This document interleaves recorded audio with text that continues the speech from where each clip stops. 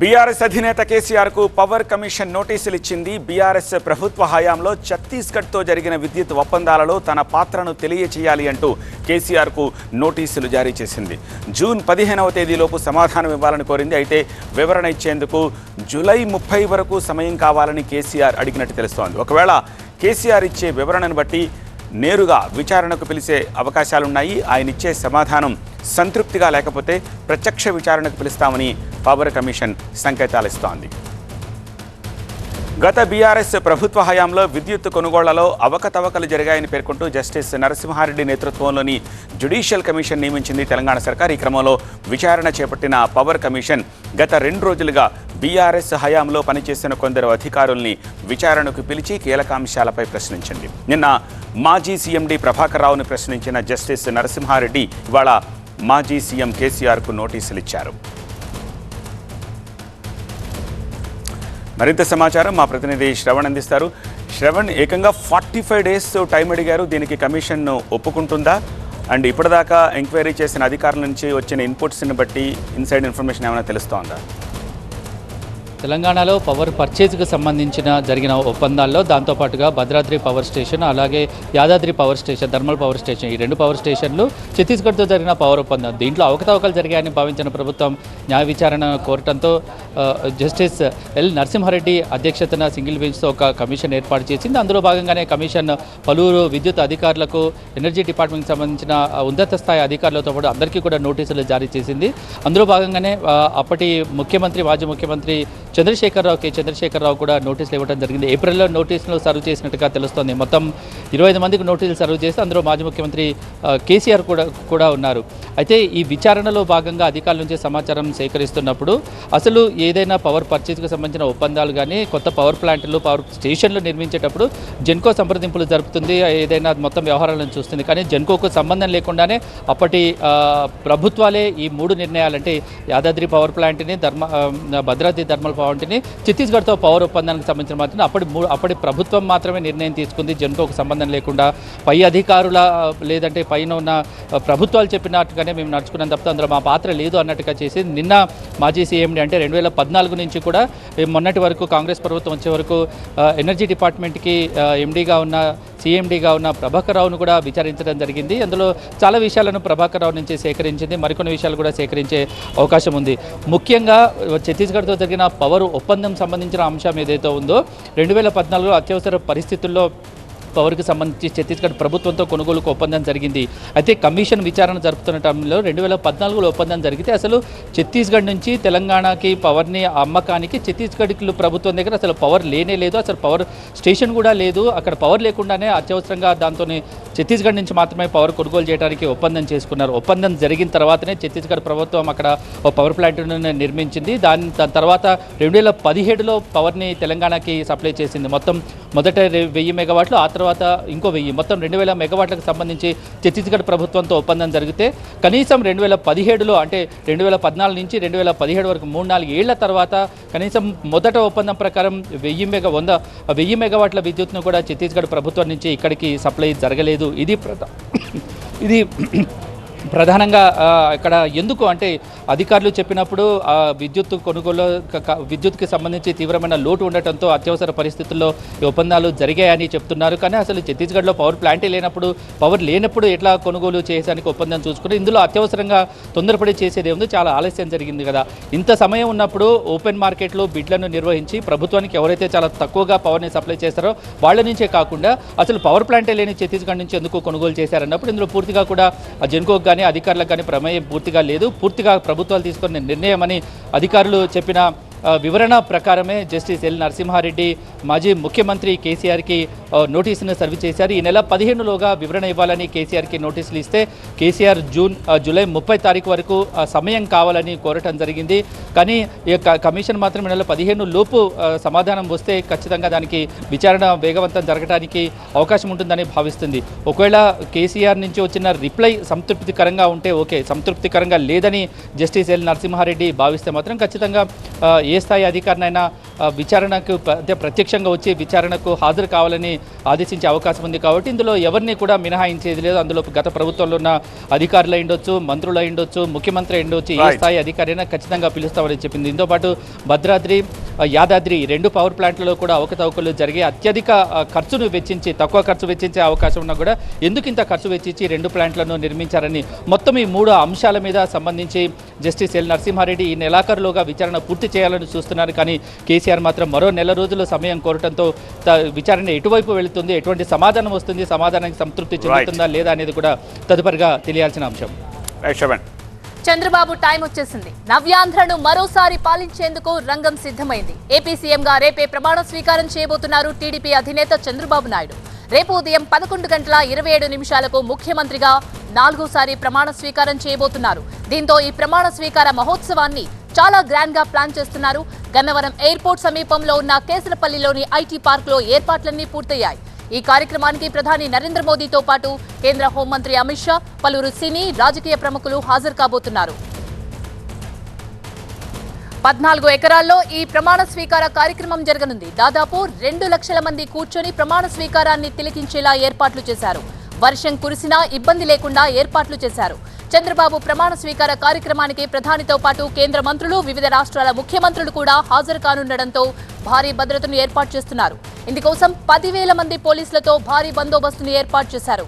ఇక వీవీఐపీలు, వీఐపీలతో పాటు నేతలు, ప్రజల కోసం 36 గ్యాలరీలు ఏర్పాటు చేశారు. చంద్రబాబు ప్రమాణ స్వీకారం సందర్భంగా రేపు రీఓపెన్ కావాల్సిన స్కూల్స్ ఎల్లుండికి వాయిదా పడ్డాయి. మరోవైపు గ్రామాల్లోనూ సందడి వాతావరణం నెలకొంది. టీడీపీ శ్రేణులు సంబరాలతో ఏపీలో పసుపు పండుగ కనిపిస్తోంది. మరోవైపు ఇవాళ ఏపీకి చేరుకోనున్నారు కేంద్ర హోంమంత్రి అమిత్ షా. రాత్రికి చంద్రబాబు ఇంట్లో డిన్నర్ చేయనున్నారాయన. ఇదే అంశానికి సంబంధించి మరింత సమాచారాన్ని మా ప్రతినిధి ఎంపీరావు అందిస్తారు. ఎంపీరావు, కొద్దిసేపటి క్రితమే చంద్రబాబు గవర్నర్ను కలిసినట్టు తెలుస్తోంది. రేపు ప్రమాణ స్వీకారానికి ఏర్పాట్లు ఏ విధంగా జరిగాయి? అలాగే చంద్రబాబుతో పాటు ఎవరెవరు ప్రమాణ స్వీకారం చేయబోతున్నారు? ఎంతమంది ఉండబోతున్నారు కేబినెట్ లో?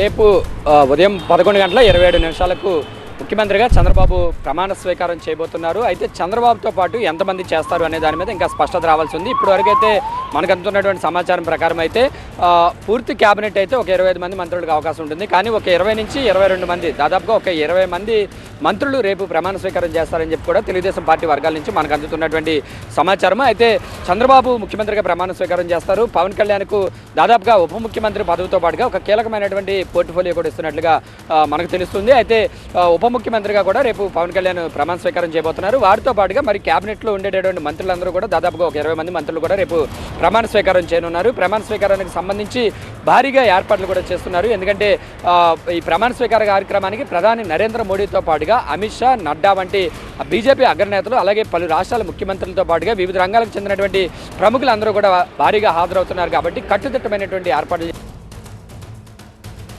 ఎకరాల ఈ స్థలంలో ఈ ప్రమాణ స్వీకార కార్యక్రమానికి సంబంధించినటువంటి ఏర్పాట్లు విస్తృతంగా జరుగుతున్నాయి. ఈ రాత్రికి పూర్తి స్థాయిలో కూడా ఏర్పాట్లు పూర్తి కానున్నాయి. ఈ రాత్రికి అమిత్ షాతో పాటుగా జేపీ నడ్డా కూడా అమరావతి చేరుకుంటున్నారు. ఉండవల్లిలోని చంద్రబాబు నివాసానికి గన్నవరం ఎయిర్పోర్ట్ లో దిగిన తర్వాత నేరుగా ఉండవల్లి చంద్రబాబు నివాసానికి వెళ్లి అక్కడే డిన్నర్ కార్యక్రమానికి కూడా హాజరవుతారు. అయితే ఆ సందర్భంగా మంత్రివర్గ కూర్పునికి సంబంధించి కూడా చంద్రబాబు తోటి కార్యక్రమానికి కూడా హాజరవుతారు. అయితే ఆ సందర్భంగా మంత్రివర్గ కూర్పునికి సంబంధించి కూడా చంద్రబాబు తోటి చర్చించే అవకాశం ఉంది. ఇక రేపు ప్రధాని నరేంద్ర మోడీ ఉదయం చేరుకుంటారు. 10:40 నుంచి 10:55 అంటే పావు గంటలో గన్నవరం ఎయిర్పోర్ట్ నుంచి ఈ ప్రమాణ స్వీకార ప్రదేశానికి మోడీ చేరుకుంటారు. 11 గంటల నుంచి 12:30 వరకు కూడా ఈ ప్రమాణ స్వీకార మహోత్సవంలో పాల్గొంటారు. తిరిగి 12:30కు గన్నవరం ఎయిర్పోర్ట్ నుంచి ప్రధాని నరేంద్ర మోడీ భువనేశ్వర్ బయలుదేరి వెళ్తారు. సో ఇది ప్రధాని నరేంద్ర మోడీ షెడ్యూల్. మిగిలినటువంటి వివిఐపీలు అలాగే ఇతర రాష్ట్రాల ముఖ్యమంత్రులు కూడా రేపు ఉదయానికి గన్నవరం ఎయిర్పోర్ట్ చేరుకుని అక్కడి నుంచి ప్రమాణ స్వీకార కార్యక్రమానికి కూడా చేరుకున్నారు. ఈ ప్రమాణ స్వీకార కార్యక్రమానికి సంబంధించి 14 ఎకరాల్లోనూ కూడా 2.5 ఎకరాల్లో ప్రధాన వేదికతో పాటుగా మెయిన్ గ్యాలరీలన్నీ కూడా వివిఐపీలు ఉండేటటువంటి గ్యాలరీలు ఏర్పాటు చేస్తున్నారు. మిగిలిన 11.5 ఎకరాల్లో కూడా మిగిలినటువంటి పార్టీ నేతలు కానీ పార్టీ నేతలు, కార్యకర్తలు అలాగే ఇతర ప్రముఖులందరూ కూడా కూర్చునే విధంగా దాదాపుగా 1,00,000 మంది ఆశలు అయ్యే విధంగా కూడా ఈ సీటింగ్ ఏర్పాటు కూడా చేస్తున్నారు. అలాగే 7,000 మంది పోలీసులతోటి భారీ భద్రతా ఏర్పాట్లు కూడా చేస్తున్నారు. అలాగే ప్రధాన వేదికకు అంటే ఈ ప్రమాణ స్వీకార ప్రాంతానికి అటువైపు రెండు పక్కలు 2 కిలోమీటర్ల రేడియస్ లో పూర్తి స్థాయిలో నో ఫ్లై జోన్ ఏర్పాటు చేయడంతో పాటుగా పూర్తిగా హై సెక్యూరిటీ జోన్ కూడా ఏర్పాటు చేస్తున్నారు. ఇప్పటికే రేపు కార్యక్రమం అయినప్పటికీ కూడా ఇప్పటికే జామర్లు కూడా ఏర్పాటు చేశారు. పూర్తిగా ప్రధాని భద్రతా సిబ్బంది మరి కాసేపట్లోనే ఈ ప్రధాని వేదికతో పాటుగా సరౌండింగ్స్ అన్ని కూడా ప్రధాని భద్రతా సిబ్బంది కూడా వారి ఆధీనంలోకి తీసుకుని ఉన్నారు. సో మొత్తంగా అయితే ఇప్పటివరకు అది కట్టుదిట్టమైనటువంటి ఏర్పాట్లు చేశారు. మొత్తం 36 గ్యాలరీలు ఏర్పాటు చేసి వీవీఐపీలకు అలాగే పార్టీ నేతలకు ఎమ్మెల్యేలకు ప్రమాణ స్వీకారం చేసేటటువంటి మంత్రుల యొక్క ఇలా రకరకాలుగా గ్యాలరీలు డివైడ్ చేసి మొత్తం 36 గ్యాలరీలు ఏర్పాటు చేశారు. మొత్తం 5 ఐఏఎస్ అధికారులు దగ్గరుండి కార్యక్రమానికి సంబంధించినటువంటి ఏర్పాట్లు పర్యవేక్షించడంతో పాటుగా అటు ఎన్టీఆర్ జిల్లా కృష్ణా జిల్లాకు సంబంధించినటువంటి పూర్తి యంత్రాంగం అంతా కూడా అధికార యంత్రాంగం అంతా కూడా ఈ ఏర్పాట్లో నిమగ్నమైంది. రేపు ఉదయం 11:25 సీఎం గా right, thank you MP Rao. Coming to third news. కేంద్రంలో తీన్మార్ కొట్టారు నరేంద్ర మోదీ. ముచ్చటగా హ్యాట్రిక్ ప్రధానిగా బాధ్యతలు చేపట్టారు. కేబినెట్ కూర్పు కూడా పూర్తయింది. మొత్తం 71 మంది ఎంపీలకి మంత్రులుగా అవకాశం దక్కింది. వీరందరికీ శాఖలు కూడా కేటాయించడంతో వారు కూడా బాధ్యతలు చేపట్టారు. ఈ నేపథ్యంలో కేంద్రం పార్లమెంట్ సమావేశాలకి పిలుపునిచ్చింది. ఈ సమావేశాల్లో లోక్సభ స్పీకర్ ఎన్నిక, కొత్త ఎంపీల ప్రమాణ స్వీకారం ఉంటుందని ప్రభుత్వ వర్గాలు వెల్లడించాయి. ఈ నెల 24 నుంచి జూలై 3 వరకు పార్లమెంట్ సమావేశాలు కొనసాగనున్నాయి. 8 రోజుల పాటు ఈ పార్లమెంట్ ప్రత్యేక సమావేశాలు నిర్వహించనున్నట్టు ప్రభుత్వ వర్గాలు తెలిపాయి. అందులో భాగంగానే జూన్ 26న లోక్సభ స్పీకర్ ఎన్నిక జరిగే అవకాశం ఉంది. జూన్ 24, 25 తేదీల్లో కొత్త పార్లమెంట్ సభ్యులు ప్రమాణ స్వీకారం చేయనున్నట్టుగా తెలుస్తోంది. మరింత సమాచారం మా అసోసియేట్ ఎడిటర్ మహాత్మా అందిస్తారు. మహాత్మా, దీనికి సంబంధించి పూర్తి అప్డేట్స్ ఏంటి?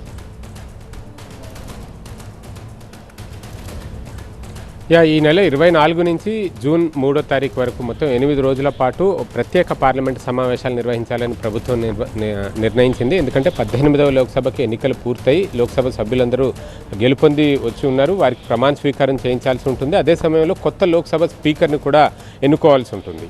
ఇదంతా చేయడం కోసమే ఈ స్పెషల్ సెషన్ భేటీ కాబోతుంది. ఈ నెల 24, 25 మొదటి 2 రోజులు కూడా కొత్తగా ఎన్నికైన సభ్యుల ప్రమాణ స్వీకారానికే సమయం అంతా సరిపోతుంది. ఆ తర్వాత 3వ రోజు అంటే ఈ నెల 26న స్పీకర్ ఎన్నిక కార్యక్రమం అనేది జరగనుంది. ఈ క్రమంలో ప్రొటెం స్పీకర్గా ఎవరుంటారు, స్పీకర్గా ఎవరికి ఛాన్సెస్ ఉన్నాయి అన్న దాని మీద విస్తృతంగా ఢిల్లీ వర్గాల్లో చర్చ జరుగుతుంది.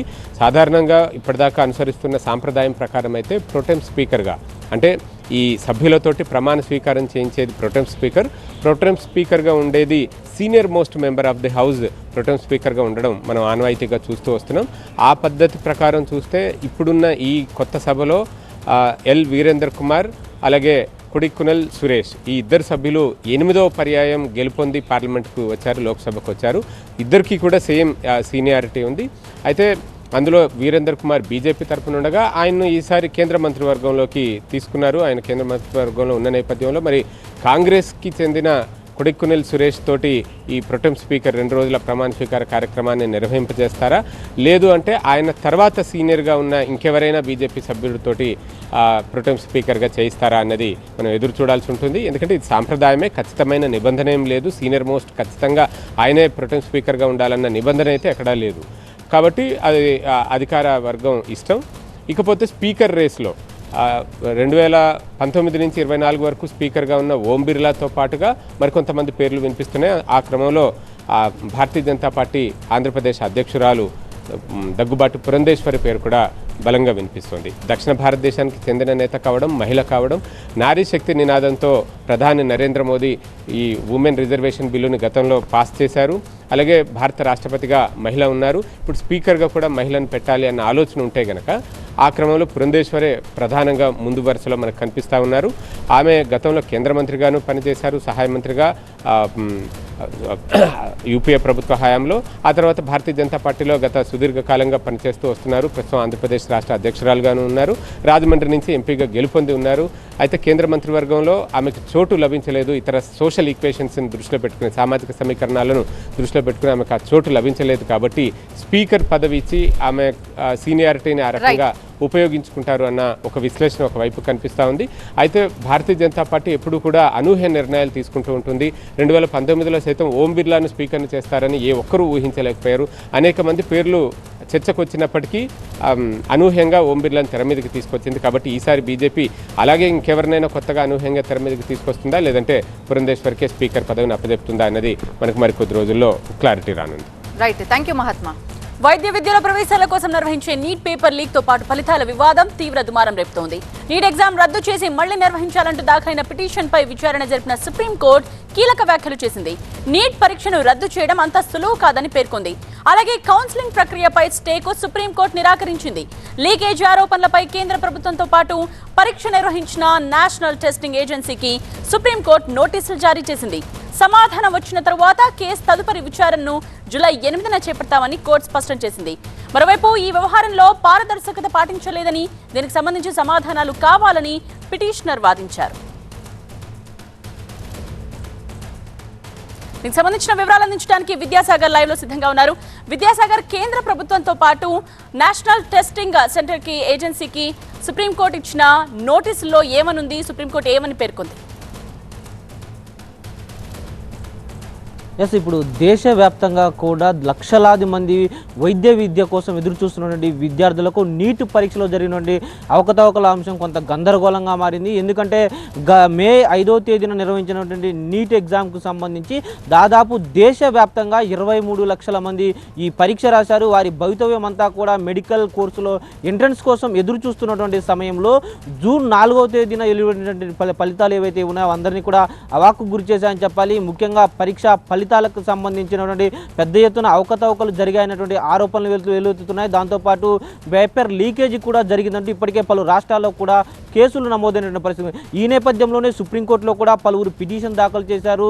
ఈ అవకతవకలు జరిగాయి కాబట్టి నీట్ ఎగ్జామ్ను రద్దు చేసి మళ్ళీ నిర్వహించాలంటూ కూడా పిటిషన్ దాఖలు చేస్తే దానిపైన ఈరోజు సుప్రీంకోర్టు న్యాయస్థానం విచారణ జరిపి ఏదైతే పిటిషనర్ కోరుతున్నారో అది అంత సులువైన విషయం కాదు చాలా. ఎందుకంటే పరీక్షకు సంబంధించి ఒక పవిత్రత కావచ్చు, గౌరవం కావచ్చు, దాన్ని ఎక్కడా కూడా తగ్గించలేము. పరీక్షకు సంబంధించినటువంటి ఏవైతే ఆరోపణలు చేస్తున్నారో వాటి మీద అసలు ఈ పరీక్ష నిర్వహించినటువంటి నేషనల్ టెస్టింగ్ ఏజెన్సీ ఏం సమాధానం చెప్తుందో ఎదురు చూస్తామంటూ వారికి నోటీసులు జారీ చేసినటువంటి పరిస్థితి కనిపిస్తుంది. దాదాపు ఈసారి నీట్ ఎగ్జామ్కి సంబంధించి 23 లక్షల మంది పరీక్ష రాస్తే 67 మందికి 720కి 720 టాప్ ర్యాంకు సాధించడం అనేది ఇప్పుడు అందరి మధ్యలో కూడా అసలు ఏం జరిగింది అనేటువంటి ఒక ప్రశ్నను తలెత్తేలాగా చేస్తుంది. దాంతోపాటు దాదాపు ఈ పరీక్షకు సంబంధించి ఒకే సెంటర్లో హర్యానాకు సంబంధించి ఒకే ఎగ్జామ్ సెంటర్లో 6గురికి టాప్ మార్కులు ఎలా వచ్చాయన్నటువంటి ఒక ప్రశ్న కూడా ఈ ఒక ఆరోపణలకు సంబంధించి పెద్ద ఎత్తున బలం చేకూరుస్తున్న పరిస్థితి కనిపిస్తుంది. ఎందుకంటే గత ఏడాది 2023లో జరిగిన నీట్ ఎగ్జామ్లో కేవలం 2కి మాత్రమే 720కి 720 వచ్చాయి. అంతకుముందు సంవత్సరంలో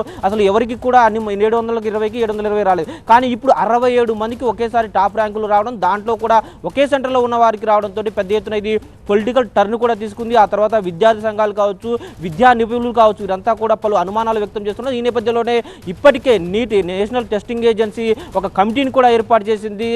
ఏదైతే యూపీఎస్సీ మాజీ చైర్మన్ అధ్యక్షతన 4 సభ్యులతోటి ఒక కమిటీని ఏర్పాటు చేసి అసలు అవకతవకలు జరిగాయా లేదా అన్న అంశాన్ని తేల్చడానికి ఒక వారం రోజుల గడువు విధించిన పరిస్థితి. ఈ నేపథ్యంలోనే పలువురంతా కూడా కోర్టుకు వెళ్లి పరీక్షను మళ్ళీ నిర్వహించాలని కోరుతున్న నేపథ్యంలో ఇప్పుడు సుప్రీంకోర్టు చేసినటువంటి వ్యాఖ్యలు కీలకంగా మారాయి. దాంతోపాటు నీట్ ఎగ్జామ్కి సంబంధించి మరికొద్ది రోజుల్లోనే కౌన్సిలింగ్ జరగబోతుంది. విద్యార్థులంతా కూడా ఏ కాలేజీలో సీటు వస్తుంది, తమకు వచ్చిన ర్యాంకుల కన్నా దానికి సంబంధించి ఎదురు చూస్తున్న నేపథ్యం దాని మీద స్టే ఇచ్చేందుకు కూడా సుప్రీంకోర్టు నిరాకరించింది. అయితే ఇటు ఆరోపణలకు సంబంధించి కూడా ఇప్పటికే నేషనల్ టెస్టింగ్ ఏజెన్సీ స్పందించినటువంటి పరిస్థితి ఉంది. రేపు పొద్దున సుప్రీంకోర్టులో కూడా ఇదే అంశాన్ని లేవనెత్తేటువంటి అవకాశం ఉంది. ముఖ్యంగా ఈ నేషనల్ టెస్టింగ్ ఏజెన్సీ చెబుతున్నటువంటి సమాధానాల ప్రకారం డెఫినెట్గా ఏదైతే గతంలో పరీక్షకు సంబంధించి మే 5న కొద్దిమంది అభ్యర్థులు ఆలస్యంగా రావడంతో వారంతా కూడా సుప్రీంకోర్టులో పిటిషన్ దాఖలు చేశారు. సమయాభావం కోల్పోయాము, మేమంతా కూడా దానికి నిర్వహణ ఏర్పాట్లే కారణం అంటూ చేశారు. కాబట్టి వారందరికీ కూడా అదనపు మార్కులు కేటాయించాం. దాంతోపాటు ఫిజిక్స్లో ఒక ప్రశ్నకు రివిజన్ మార్కులు కూడా యాడ్ చేయడంతో ఎక్కువ మందికి అత్యధిక మార్కులు వచ్చాయన్నది నేషనల్ టెస్టింగ్ ఏజెన్సీ చెప్తున్నటువంటి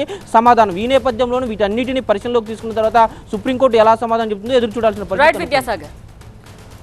ఇక వాతావరణ విషయానికి వద్దాం. తెలుగు రాష్ట్రాలు రుతుపవనాలు వేగంగా విస్తరిస్తున్నాయి. రాయలసీమకు ఆనుకుని ఉపరితల ఆవర్తనం కొనసాగుతుండటంతో దక్షిణ కోస్తా రాయలసీమ జిల్లాలతో పాటు తెలంగాణలోనూ ఈదురుగాలులతో కూడిన వర్షాలు కురుస్తాయని వాతావరణ శాఖ అధికారులు వెల్లడించారు. గంటకు 30 నుంచి 40 కిలోమీటర్ల వేగంతో ఈదురుగాలులు వీస్తాయని హెచ్చరిస్తున్నారు. పలు ప్రాంతాలకు ఎల్లో అలర్ట్ జారీ చేశారు. మరోవైపు జీహెచ్ఎంసీ పరిధిలో రేపు భారీ వర్షం కురిసే అవకాశం ఉందంటూ వెల్లడించింది వాతావరణ శాఖ.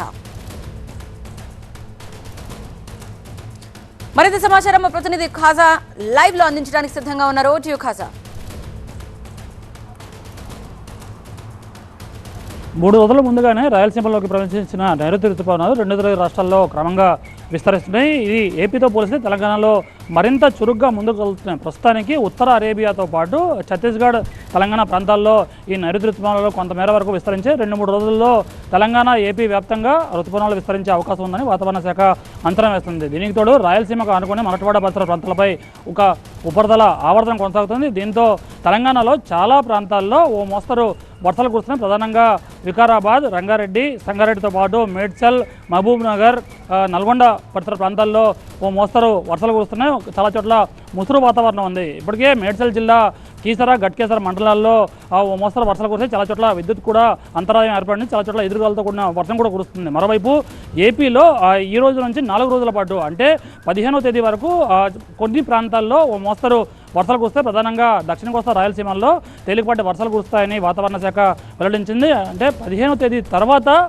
ఈ ఋతుపవనాలు ఏపీలో మరింత వేగాన్ని పుంజుకుంటాయి. ఇప్పటికే విజయనగరం వరకు విస్తరించిన ఈ నైరుతి ఋతుపవనాలు ఆ తర్వాత మరింత వేగాన్ని పుంజుకొని మరింత బలాన్ని చేకూర్చి విస్తారంగా వర్షాలు కురిసే అవకాశం ఉందని చెబుతున్నారు. ఇప్పటికే అరేబియా మహాసముద్రంలో, ఉత్తర అరేబియా మహాసముద్రం వరకు విస్తరించిన నైరుతి ఋతుపవనాలు ఆ ప్రాంతంలో చాలా బలంగా ఉన్నాయి. వాటికి తోడు ఏపీ వైపు కాస్త బలహీనంగా ఉన్నాయి. ఎందుకంటే ఉత్తర దిశ నుంచి వీస్తున్న పొడిగాళ్ళకు తోడు ఇటువైపు నుంచి వీస్తున్న గాలుల్లో కోత ఉండడం వల్ల కాస్త బలహీనంగా ఉన్నప్పటికీ 15వ తేదీ నుంచి ఏపీలో కూడా కాస్త వర్షాల ప్రభావం పెరుగుతుందని వాతావరణ శాఖ నిపుణులు అంచనా వేస్తున్నారు. ఇదే క్రమంలో ఎదురుగాలతో కూడిన వర్షాలు పడతాయి. అలాగే కొన్ని ఎండ ఉన్న ప్రాంతాల్లో కూడా ఒక్కసారిగా వాతావరణం మారి కిమ్లోనింబస్ మేఘాలు కమ్ముకొని దట్టంగా కమ్ముకొని ఒక్కసారిగా వాతావరణం మారి వర్షాలు కురుస్తాయని వాతావరణ శాఖ నిపుణులు అంచనా. ఉరుములు, పిడుగులు కూడా పడే అవకాశం ఉంది. రైతులు అలాగే కళ్ళల్లో ఉండేవారు కూడా అప్రమత్తంగా ఉండాలని